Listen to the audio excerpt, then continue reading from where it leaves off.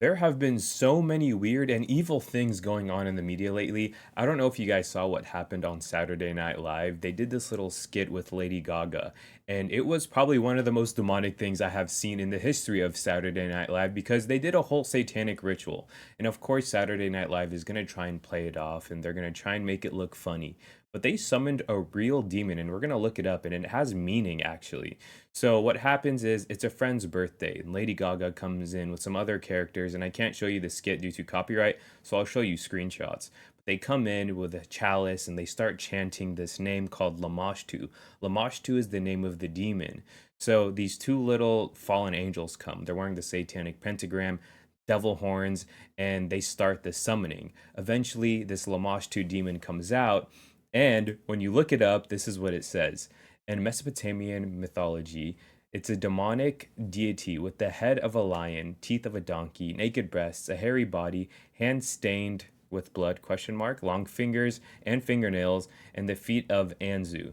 She was believed to feed on the blood of human infants and was widely blamed as the cause of miscarriages and cot deaths. Okay, now here it says Lamashtu is a demon lord and the goddess of monsters, the mother of beasts and the mistress of insanity. Now, this is important because during the skit, they start to baptize the friend. She has her drink the blood of Lamashtu, and Lady Gaga says, "You're now going to be baptized by the mother of beasts and the mistress of insanity." So these people are like researching this demon while they're creating this skit. I don't know what motivated them, but what we read earlier, that's probably one of the most sinister descriptions of a demon that I have ever seen. I mean, feeding on whatever the heck it was saying, and now they're saying you're going to be baptized by the name that it's called online. I mean, just looking at this, there's a lot of information on Lamashtu. There's even a ritual. It says prescribed ritual involves a Lamashtu figurine. A sacrifice of bread must be placed before the figurine and water must be poured over it. A black dog must be made to carry the figurine. Then it is placed near the head of the sick child for 3 days with the heart of a piglet placed in its mouth.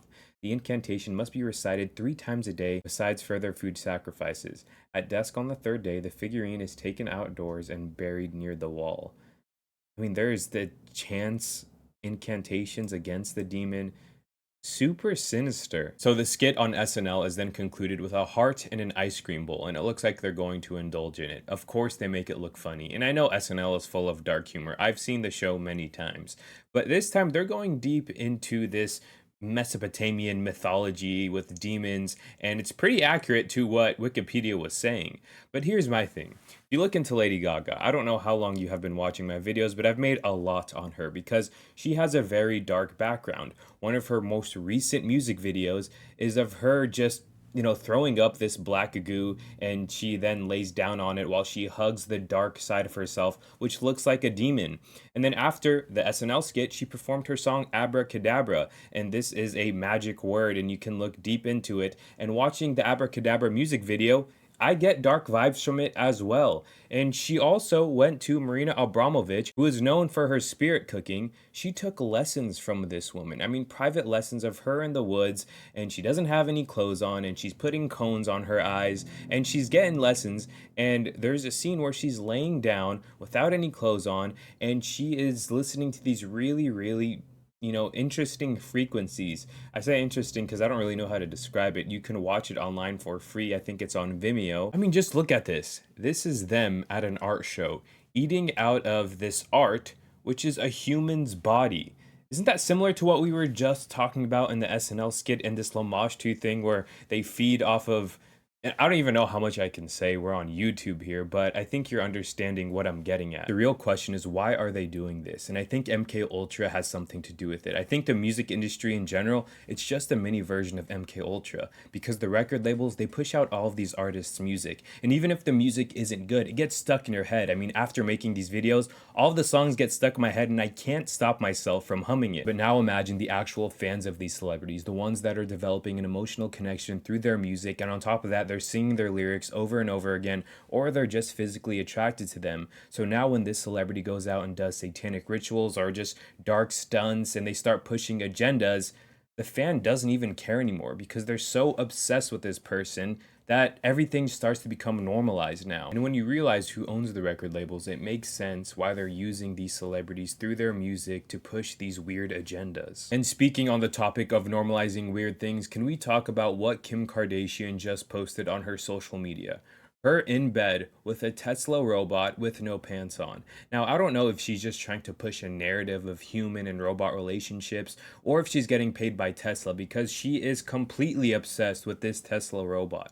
She posts so many pictures and videos of this thing, and a lot of them are intimate.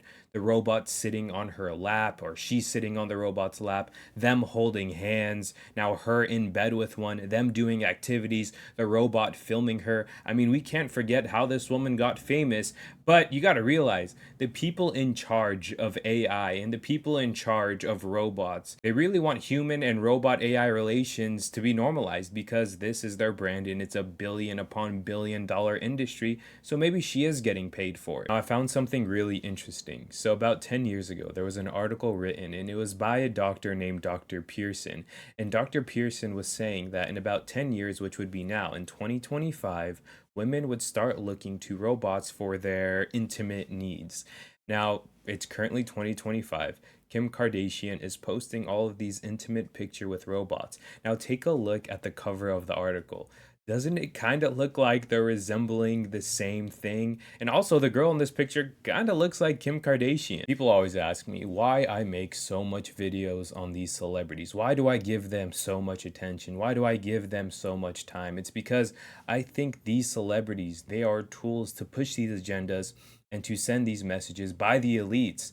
And truly, I think they already have all the money, they already have all the fame in the world they could possibly want. So, me making videos on them, I don't really care if they're getting more attention. I think it's just important to be aware of what is really going on. And look, they're smart, they're powerful. It's really hard to ignore these things. It's really hard to just completely remove all of the entertainment and all of the music in your life. And I'm not saying to do that. Look, I'm 27 years old. I love to have a good time. I love music. I live in a beautiful area where there's always things going on. Me personally, I don't completely remove these things out of my life just because I think that it would do more harm than good. I think it would make me go crazy. But I think being aware of it and knowing what's really going on and not letting this energy, brainwash you or get to you, I think that's the most important part of this. And slowly we just try and get better 1% more every single day.